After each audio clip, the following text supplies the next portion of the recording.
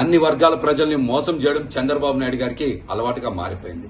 ఉద్యోగులను నిరుద్యోగులనే కాదు, ఈ రోజున గ్రూప్ 2 అభ్యర్థులను కూడా నిట్ట నిలువున మోసం చేయడమే అలవాటుగా మార్చుకున్నటువంటి చంద్రబాబు నాయుడు గారు గ్రూప్ 2 అభ్యర్థుల్ని నిట్ట నిలువున మోసం చేశారు. గత 3 వారాలుగా గ్రూప్ 2 అభ్యర్థుల అభ్యంతరాలను పరిగణలోకి తీసుకుంటామని, వారి యొక్క అభ్యర్థుల ద్వారా వారికి న్యాయం చేస్తామని నమ్మబలికి నట్టేట ముంచినటువంటి వ్యక్తి చంద్రబాబు నాయుడు గారు. నారా లోకేష్ గారిది ఒక మాట, చంద్రబాబు నాయుడు గారిది ఒక మాట.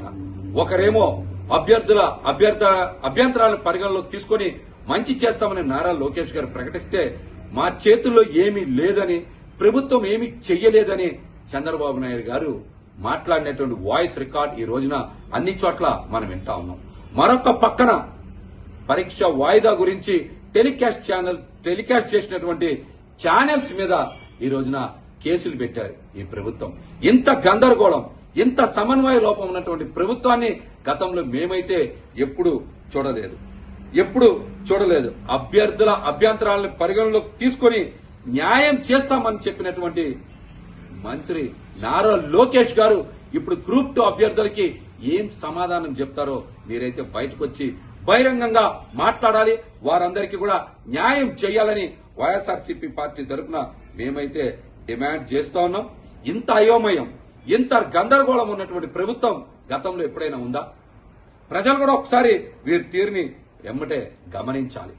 తక్షణమే ఈ ప్రభుత్వం అత్యవసరంగా సమావేశం ఏర్పాటు చేసి గ్రూప్ 2 అభ్యర్థులకి స్పష్టత ఇవ్వాలి.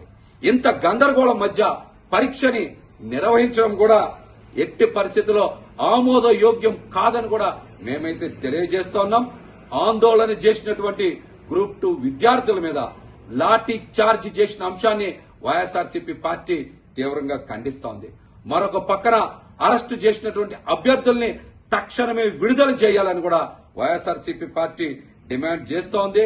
ప్రజల్ని ఏ విధంగా మోసం చేయాలో, ఎలా మోసం చేయాలో చంద్రబాబు నాయుడు గారికి, కూటమి ప్రభుత్వానికి తెలిసినంతగా మరెవ్వరికి తెలియదన్న వాస్తవం మరొక్కసారి రుజువైంది. ఈ రోజున రాష్ట్రంలో ఉద్యోగాలు కల్పిస్తాం, 20 లక్షల ఉద్యోగాలు ఇస్తామని కూటమి ప్రభుత్వం నమ్మబలికి ఈ రోజున ఉన్న ఉద్యోగాల్ని తీసేస్తున్నటువంటి వాస్తవ అంశాన్ని ప్రజలందరూ కూడా గమనించాలి.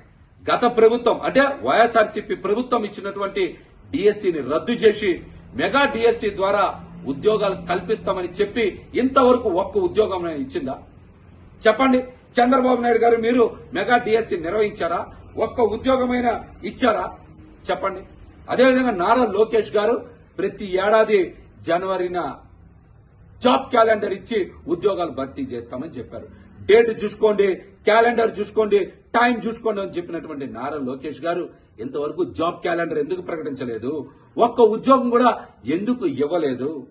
అదేవిధంగా వాలంటీర్స్ యొక్క జీతాన్ని 5,000 నుంచి 10,000కి పెంచి వారికి భద్రత కల్పిస్తామని చెప్పారు. ఈ రోజున 2.5 లక్షల మంది వాలంటీర్స్ ని మరి ఈ రోజున మీరు తొలగించి వారికి అన్యాయం చేసిన మాట వాస్తవం కాదా? సచివాలయ సిబ్బందిని జగన్మోహన్ రెడ్డి గారు శాశ్వత ప్రాతిపదిక నియామకం చేస్తే మీరు కావాలని సచివాలయాల్లో ఉద్యోగస్తుల్ని తగ్గించి శాశ్వత ప్రాతిపదికన వాళ్ళ ఉద్యోగాల్ని తొలగించిన మాట వాస్తవం కాదా? అదేవిధంగా ఏపీ బెవరేజ్ కార్పొరేషన్ లో 18,000 మందిని, అదేవిధంగా ఫైబర్ నెట్ లో ఫీల్డ్ అసిస్టెంట్లని, ఏపీ ఎండీసీలో, వైద్య ఆరోగ్య శాఖలో ఈ రోజున అన్ని శాఖల్లో ఉద్యోగస్తుల్ని తీసివేయడం అత్యంత దారుణమైన అంశం కాదా? దీని మీద రాష్ట్ర ప్రజలు కూడా దృష్టి సారించాలి. గ్రూప్ 2 అభ్యర్థులు కనుక న్యాయం చెయ్యకపోతే వారందరికీ వైఎస్ఆర్సీపీ పార్టీ, అదేవిధంగా మా పార్టీ అధ్యక్షులు జగన్మోహన్ రెడ్డి గారు కూడా అండగా ఉంటారని ఈ సందర్భంగా తెలియజేస్తా ఉన్నాను.